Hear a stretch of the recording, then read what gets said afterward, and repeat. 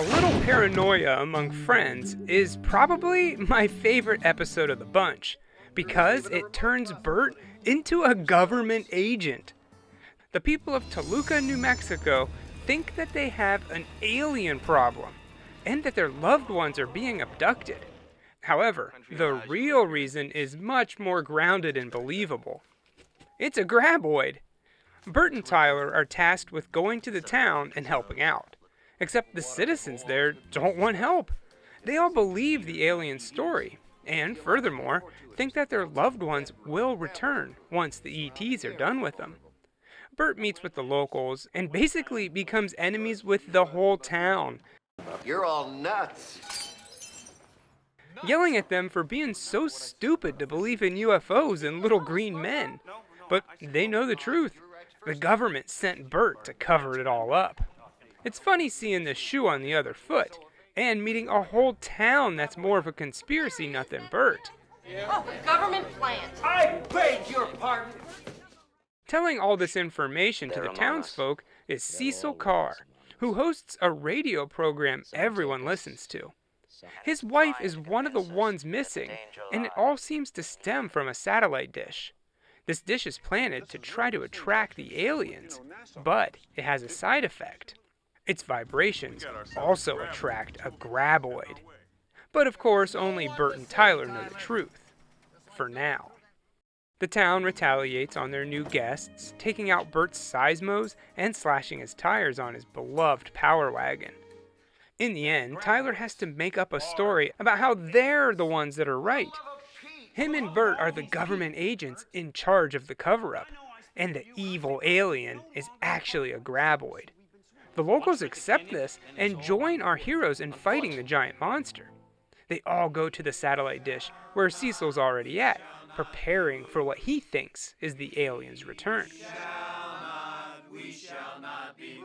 Because the town destroyed Bert's seismos, he needs an accurate reading on where the graboid is. He calls over to Rosalita to go to his house and read his equipment. But in order to get in, she has to say the magic word. Heather. A nice little callback to Reba. Anyway, they pinpoint the graboid and the worm attacks. But our guys are prepared, and they manage to take out the giant beast. Back in town, everyone thanks the duo, and Bert is forced to say this. Just a government man doing his job for the taxpayers. The best part of the episode, besides Bert being a government agent, is this guy, who just wants to eat his food, but every time he goes for a bite, the guys come in and interrupt. I've been in here 3 times and I still haven't had a meal. Flora or Fauna brings back the Mixmaster plotline. Some guys are out studying, because apparently perfection is the only place in the world scientific research can be done. Well, they're all out there working, and they get sprayed with some acid and instantly turn to a skeleton. In town, we meet a new reoccurring character, Larry Norville, played by J.D. Walsh. He's an uber nerd who only wants to have a sighting of El Blanco. So he books Tyler's tour and heads out. But unfortunately, no graboids. Instead, they find Bert out picking berries. And then suddenly, their seismographs start going off. El Blanco is close by, but someone else is making these vibrations. They make Larry stay back, and Tyler and Bert go to check it out. When they get there, they spot the researchers' main base, led by Dr. Casey Matthews. Her and her team are out here studying the soil, looking for the effects of Mixmaster on the local ecosystem. And this time, they seem to know what they're doing, installing a 3-inch solid steel graboid barrier wherever they walk. Well, not hearing anything from their field agents for a while, Tyler and Casey head out to find him. And, well, they do, at least what's left of him. Oh my God. The scientists look into it, and they're gonna need some help. So, Cletus shows up to lend a hand. The next day, they go out to dig part of it up and figure out that its root system is huge. Pumpkin patch from hell. They bring a sample of it back to study it further, and here we learn that it is indeed infected by Mixmaster. this time combining both plant and animal DNA, making this creature both flora or fauna, with the ability to spit out acid and grow to gigantic sizes. While most of the crew go to get a rough idea how big this thing is, Casey's assistant, Roger, stays back with the sample, and he doesn't notice that it's growing right behind him. The others return to the lab to see the now basketball-sized plant monster. Worse yet, it spreads seeds. Yeah, good idea. Just stand there looking at him with your mouth open. Dummies. Now they work on a plan to try to take this thing out. They found the head of the plant, if you will, but getting to it is gonna be difficult. Bert, looks like we stepped in it big time. They come up with a way to basically float over all the other pods and then inject the brains with some chemical concoction that'll kill it. Tyler floats over using a bunch of balloons, and he makes it to the main pod. He injects it, and after giving it a full dose, it kills them all.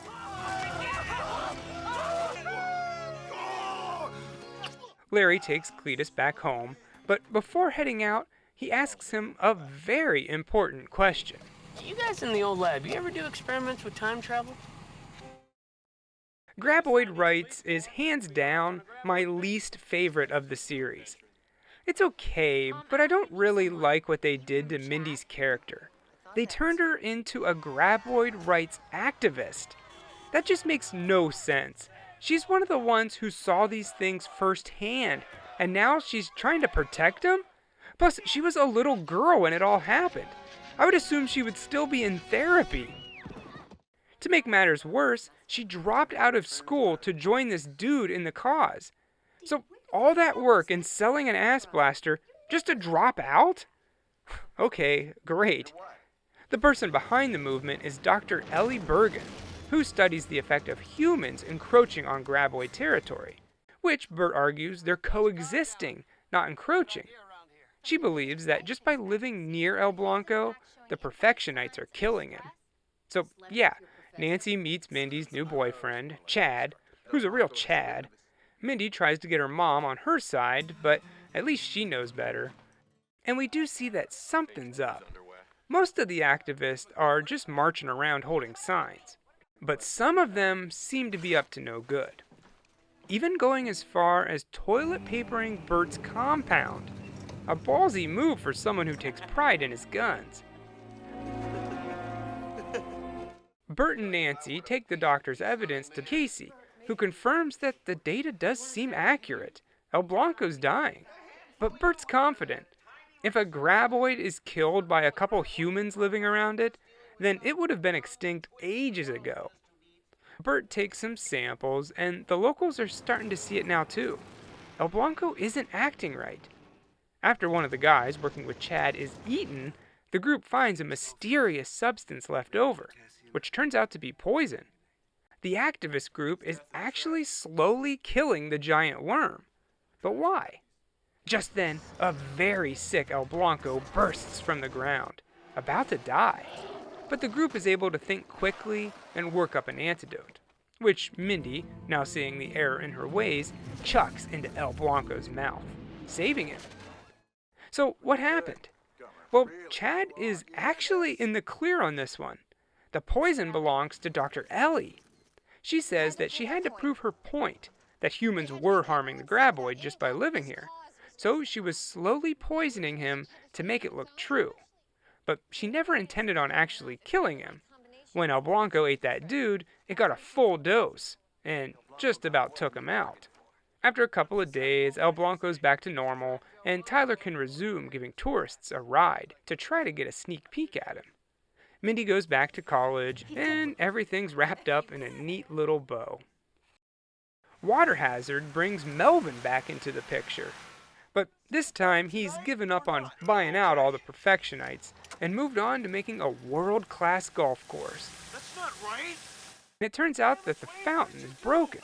So the handyman goes to take a look, and something eats him up. A Graboid in the water? No, this is something else. In town, everyone is gathered to discuss their water table, which is lowering, and they might be forced to dig the well deeper, but they just don't have the funds. Out of options, Rosalita goes to Melvin for a job, basically giving up. But before she says yes, they find the body of the missing handyman. They call the cops. Rosalita takes a sample back to Casey to study, and she can tell that it's the shell of a crustacean. Definitely not a shrieker. Melvin asks Tyler to take a look, and he does, but while out there, the cops show up and stop him. This was the scene of a murder after all. While there, the monster attacks, killing the officers, and Tyler just barely makes it out alive, coming on shore to meet the local sheriff, played by Jim Beaver, another guy you've most likely seen in other shows like Breaking Bad and Supernatural. Idiot. The sheriff locks up Tyler, and in the clink, he learns that Melvin didn't drill his own well for the golf course, but instead stole it from the sleepy town of Perfection. Hence why their water table's so low. Anyway, Bert comes and bails out Tyler, and he tries to see what they're up against. And it turns out to be brine shrimp. But this thing was 6 foot long. Well, that's because they were contaminated with Mixmaster. Yeah, still not done with that plot line yet. The good news is that it seems like there's only one. But if it gets out and spreads into the open waters, well, once it dies, others will feed on it, and Mixmaster could contaminate hundreds of species. And that's exactly what it looks like is going to happen. The shrimp only has one little creek between it and the aqueduct. So our heroes work to stop it. Friggin' fantastic. Rosalita donates some fencing, which seems to contain it for now, but what if it turns around and heads back? Well, Twitchell's got that one covered, blocking it with his car. With it now trapped, they call into the local market and order all the dry ice they have and toss it into the water, which I guess freezes the monster. And that's the end of that. The Sounds of Silence is another Mixmaster episode. This time, the animal is my personal biggest fear, cicadas. These last 2 episodes are also notable because of the absence of Bert. I thought he was in all 13 episodes, but no, he missed out on the last 2 because he was filming Tremors 4. The dude is so busy with Tremors that he doesn't have time for Tremors.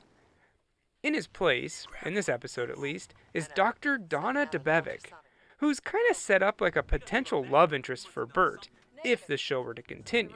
I say that because she's exactly like him. You'd maybe stick around till Bert gets back. You just might hit it off. Yeah, I caught a 60 Minutes interview. What a stiff.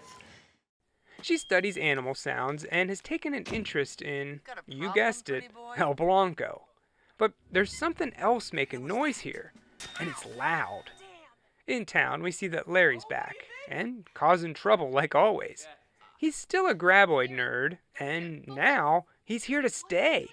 That's right, Larry moved out of his parents' basement and into Perfection, sleeping on Nancy's couch. I will say he has good taste in movies, though. We got Theater of Blood, House on Haunted Hill, Tales of Terror, and The Fly, which is a great DVD. Well, at first, everyone in town thinks that there's another graboid out there making all the noise.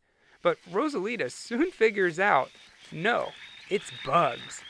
Lots and lots of them. Also, to make matters worse, they're paving the only road in and out of Perfection. They're stuck here to fix this problem for themselves. Rosalita comes by to tell them how she narrowly escaped with her life and her hearing because the bugs are so loud. They also figure out that it eats wood. So this time, Mixmaster combined with cicadas and termite DNA. Great. At least they're not giant like the shrimp. Well, as the story progresses, the insects get hungry, and wood isn't enough. They've moved on to animals and humans. Worse yet, they have the ability to basically paralyze people with their sounds. The group comes up with a plan to use the bug's mating call to attract them all to one place, and then they could take them out. Their distraction works just in time, too, because the bugs were about to take over Jody's store. The group discuss their options and where they should lead the bugs, and they end up taking them to the unfinished paved road to trap them in tar, douse them in gasoline, and burn every last one of the bugs.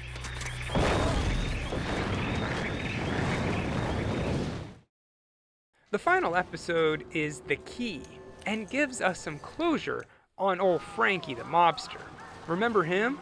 He's working with Dolores, who I think is his old partner Max's widow. She assumes that because a graboid is so big, it must have a lot of guts. Therefore, if El Blanco ate someone, say Max, then it would take months for him to pass. Seeing how Max had the key on him, they still might have a way to get their $20 million after all. They team up with Helmut Krause, an inventor who has a sound cannon, which is able to stun El Blanco, so they can cut it open.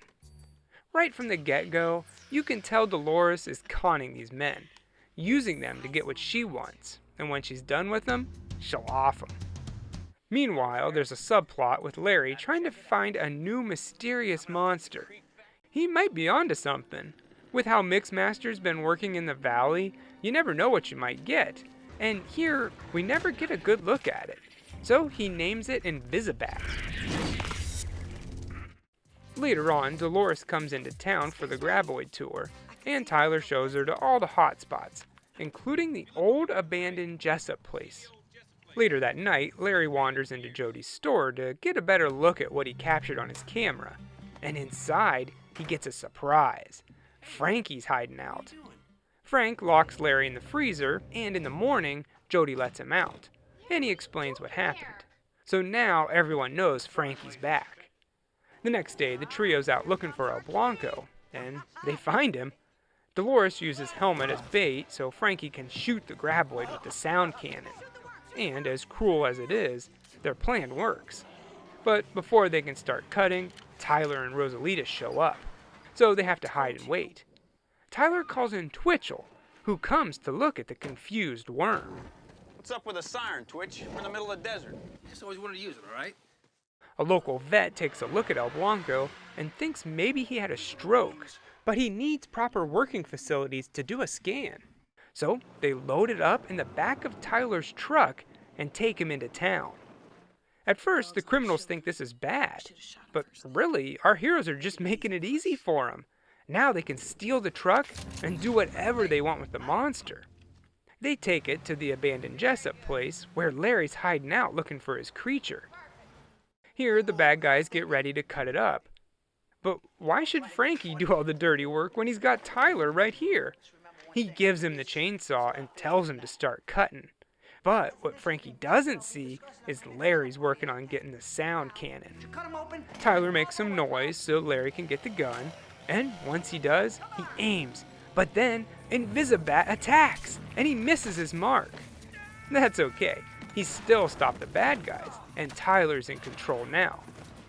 There's a stare-off. The Invisibat strikes again and wakes up El Blanco, who eats Dolores, and Frankie gets away.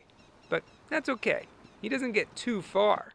The guy who picks him up just so happens to be a fellow mobster who isn't happy that he lost the ever-important key. What happened to it? Is it still being digested by El Blanco? Well, it turns out he already passed it, and Larry finds it in the middle of the desert, unaware of its worth. This is the town's chance.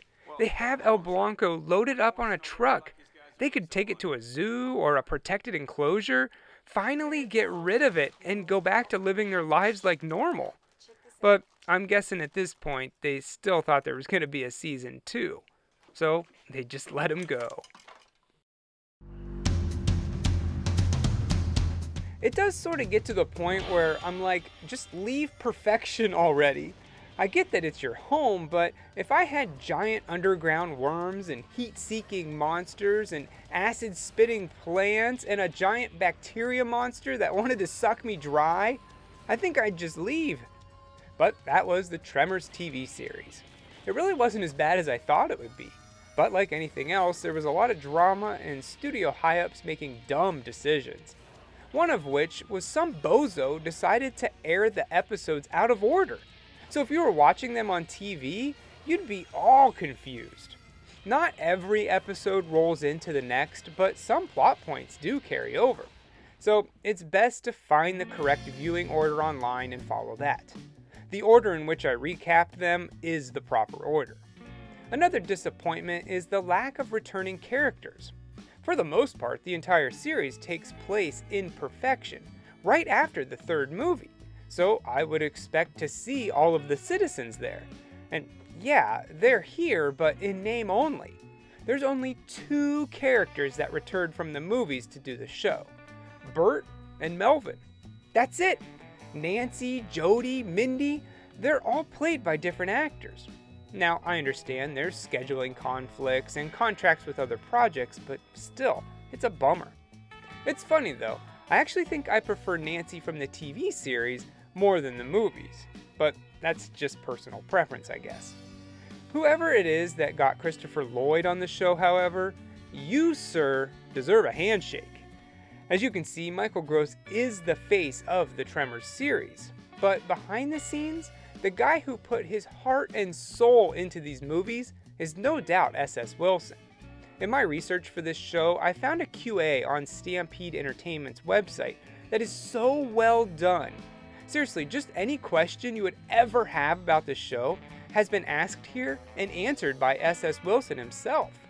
The guy really cares about the series, and it's a shame we didn't get a 2nd, 3rd, or 4th season.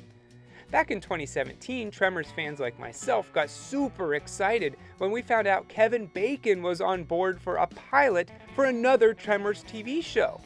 Think about that for a second. But then our hopes were squashed when he announced the Sci-Fi decided to not move forward with the project. So everyone boo the man that decided that. So in the end, do I recommend the Tremors TV show? Well, it's only for hardcore Tremors fans. Personally, I enjoyed it, but my wife watched some episodes with me and she thought it was silly and dumb. And she has a point. The CGI, some of the plot points are stupid, but the show was fun, and that's all I could really ask for. I give it 2.5 Cletus Poffenburgers out of 4. How'd you find me?